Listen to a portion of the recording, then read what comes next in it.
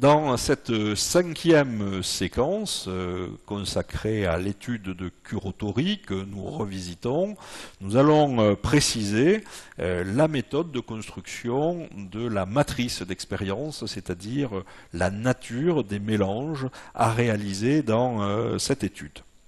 Alors on va revenir sur l'histoire. En 1958, Henri Scheffé a proposé une méthode de construction de plans de mélange dans des domaines de type simplex, en associant une technique de maillage à une géométrie. Et cette méthode portait le nom de Simplex Lattice Design, c'est-à-dire le découpage du domaine expérimental sous forme d'un treillis, d'un réseau simplex, avec une propriété géométrique sympathique qui était que toutes les expériences étaient uniformément réparties. Pour le vérifier, il suffit de tracer ici des cercles. Lorsque vous centrez votre compas sur un mélange, les voisins immédiats sont situés tous à la même distance. Alors, cette méthode présente des avantages, comme nous l'avons vu dans d'autres études de cas et en cours. En particulier, c'est le pragmatisme de l'analyse que l'on peut faire de façon manuelle. Mais cette méthode présente aussi des inconvénients puisqu'elle conduit souvent les expérimentateurs à faire plus d'expérience sur les bords du domaine, ici les arêtes du triangle, qu'à l'intérieur du domaine, qui est la zone de vrai mélange, y compris lorsque on a des contraintes explicites.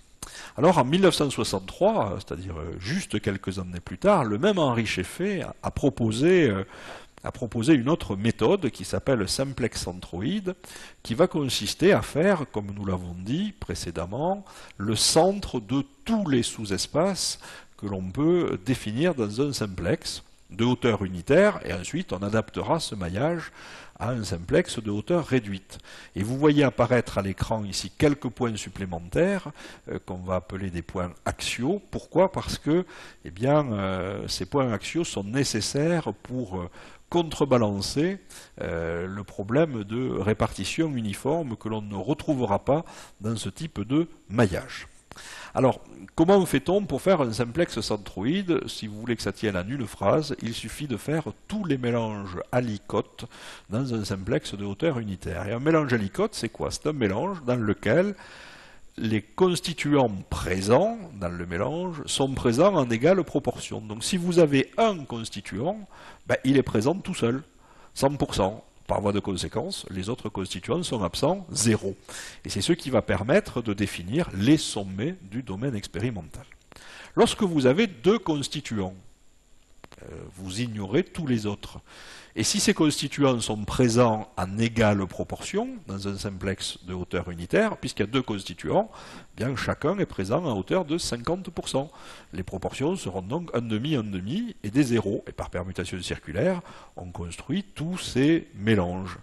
Si vous êtes en présence de trois constituants que vous souhaitez introduire dans la formule, même s'il y en a d'autres. S'il y a trois constituants présents, ils sont présents à hauteur de 1 tiers, puisque les proportions dans un mélange alicote sont identiques. Et ainsi de suite, on va définir les centres des hyperfaces jusqu'au centre du domaine. Si vous avez Q constituants et si vous introduisez tous les constituants en égale proportion, imaginez qu'il y ait 4 constituants, vous mettriez un quart, un quart, un quart, un quart de chacun d'entre eux, 1 sur Q. Lorsque vous faites la somme de toutes ces combinaisons, vous trouvez, j'allais dire au miracle, un nombre de mélanges qui est égal au nombre de coefficients à estimer dans la forme synergique du modèle de degré Q, 2 puissance Q moins 1. Alors comment va-t-on faire pour définir ces mélanges? On va procéder par ordre. On va faire un tableau qui possède 3 colonnes ici, puisque nous avons 3 constituants, et qui possède 2 puissance 3 moins 1 ligne, 7 lignes. Ensuite, on va calculer la taille des sous-espaces. Les sous-espaces de dimension 1, c'est les sommets de dimension 2, de dimension 3. On va s'arrêter là, puisqu'on n'a que 3 constituants. Pour calculer le nombre d'éléments des sous-espaces, il suffit d'utiliser une formule combinatoire que vous voyez à l'écran. Ensuite, on va remplir chacun de ces sous-espaces à partir des éléments 1, 0, 0, 1,5, 1,5, 0, puis 1 tiers, 1 tiers, 1 tiers. Et c'est ce que nous allons voir ici. On fabrique un tableau, 3 colonnes, 7 lignes. Dans le premier bloc du tableau, je reporte les coordonnées des sommets. Dans le deuxième bloc du tableau, je reporte les coordonnées des milieux d'arête. Et dans la dernière ligne du tableau, je reporte les coordonnées du centre du domaine que vous voyez apparaître au fur et à mesure à l'écran. Et qu'est-ce que vous constatez? Vous constatez que par rapport au réseau de Scheffé, publié en 1958, on a perdu la répartition uniforme. Vous voyez qu'il y a des points qui sont plus éloignés dans certaines directions des autres. Et vous aurez toujours la plus grande distance entre le centre du domaine et les sommets.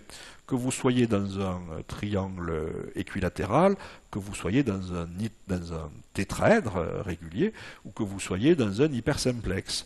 Et donc on a eu l'idée de couper en deux la plus grande distance, et cette plus grande distance, elle est située sur les axes du domaine, et donc on va venir positionner un mélange supplémentaire à mi-distance entre le centre et les sommets.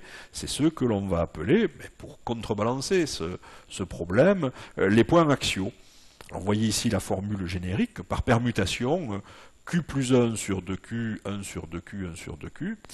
Pour trouver cette formule, il suffit de faire la moyenne géométrique des coordonnées des sommets avec le centre du domaine. 1 plus 1 sur Q divisé par 2, 0 plus 1 sur Q divisé par 2, ça fait 1 sur 2Q. Et donc vous allez rajouter Q mélange puisqu'il y a Q axe.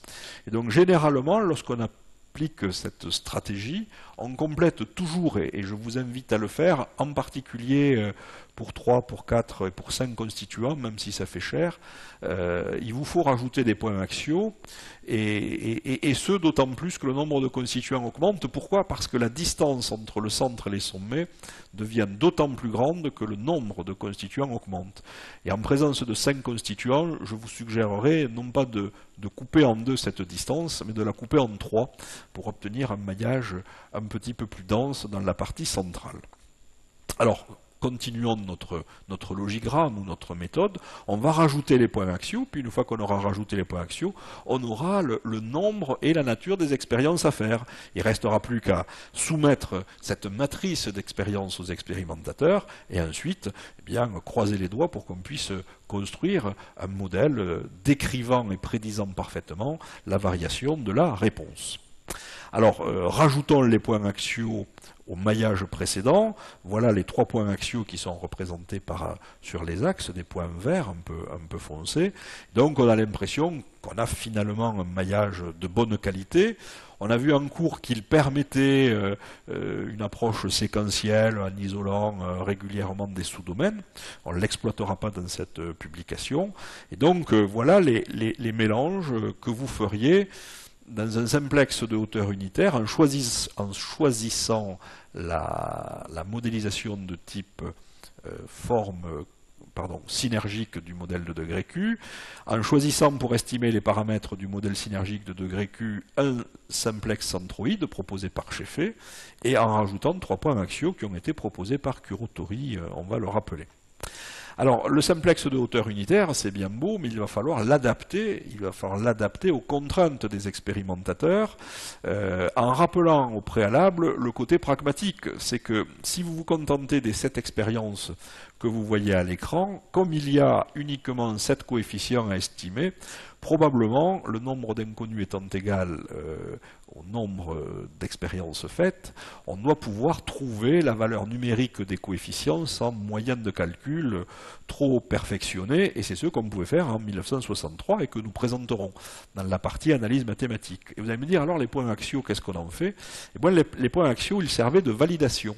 Après avoir obtenu l'équation, on se demandait si on retrouvait, à partir de cette équation, les valeurs des réponses mesurées sur les mélanges représentés par des disques à fond blanc entourés de rouge à l'écran qui étaient les points axiaux. Alors on fera cette approche pour le rappel historique, mais on montrera ensuite comment intégrer les 10 expériences d'un coup dans un modèle à partir de la méthode des moindres carrés. Alors voyons voir maintenant comment adapter un simplex de hauteur unitaire que vous voyez à l'écran à un simplex de hauteur réduite. Eh bien, c'est Kurotori, en 1966, qui a un peu plus explicité comment faire, d'où l'intérê't de cette présentation à caractère historique, en introduisant ce qu'on appelle des pseudo-constituants. Alors, lui les avait appelés X' par rapport à X. Moi, je vais les appeler Z. C'est ce qu'on retrouve plus régulièrement, à la fois dans les logiciels et dans les livres aujourd'hui. Et donc, on va faire une réduction du maillage du simplex de hauteur unitaire pour se ramener à un maillage dans un simplex de hauteur RL. C'est ce que vous voyez à l'écran, c'est pas bien difficile. Au numérateur, vous avez quelque part une translation, xi moins LI, et puis vous avez une réduction en divisant par RL, c'est ce qu'on peut appeler parfois une homothétie. On explicite cette transformation en remplaçant LI par sa valeur et RL par sa valeur, et puis on écrit finalement les trois équations dont on va avoir besoin pour transformer les valeurs Z1, Z2, Z3 qui représentent les proportions des constituants dans un simplex de hauteur unitaire, pour les transformer en x1, x2, x3 qui vont représenter les proportions que vont manipuler les expérimentateurs, le liant, le comburant et le combustible. Et donc c'est ce que vous voyez ici. Si on sait mailler un simplex de hauteur unitaire, alors de façon très simple, on pourra ramener ce maillage à un simplex de hauteur réduite. J'ai reporté ici, pour vous montrer effectivement que les auteurs avaient bien fait les choses, dans la partie gauche du tableau, les proportions des constituants, x1, x2, x3, les proportions des pseudo-constituants, que les auteurs appellent x'1, x'2, x'3, et que j'appellerai z1, z2, z3, comme je viens de le dire. Pourquoi? Parce que dans l'espace mathématique, nous allons modéliser la variation des réponses, non pas en fonction de x, mais en fonction de z. On va voir que c'est beaucoup plus simple. Et ensuite, le résultat est tout à fait transposable, puisque la relation que nous avons vue est une relation affine, donc on pourra faire la transformation inverse. Si on dessine, bien voilà les mélanges que vous allez réaliser dans le domaine. Alors ce ne sont plus des mélanges alicotes maintenant, puisqu'on n'est plus dans un simplex de hauteur unitaire, mais c'est bien un simplex centroïde, rajouté ou complété par des points axiaux.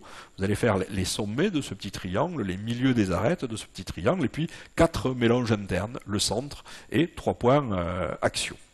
Voilà ce qu'on peut dire à propos des auteurs, et si on fait un récapitulatif, combien de mélanges doit-on réaliser? 10 mélanges.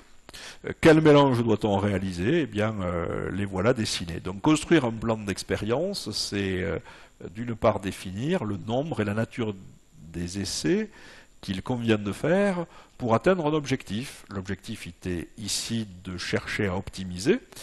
Donc on va réaliser ces 10 mélanges, et à partir du modèle décrivant et prédisant la variation de la réponse, on essaiera de répondre aux attentes des expérimentateurs, qui sont, je le rappelle, obtenir une valeur du module d'élasticité de ce mélange de Propergol égale à 3000 avec une teneur en liant minimale.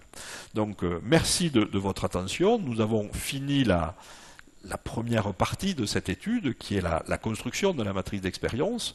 Et dans la deuxième partie de l'étude, nous allons repartir de la valeur des réponses observées par les auteurs, que nous allons petit à petit analyser de façon globale, mathématique, statistique et graphique, de manière à arriver lors de la conclusion à l'étape d'optimisation. Merci de votre attention, et puis je vous retrouve pour la deuxième partie de cette étude.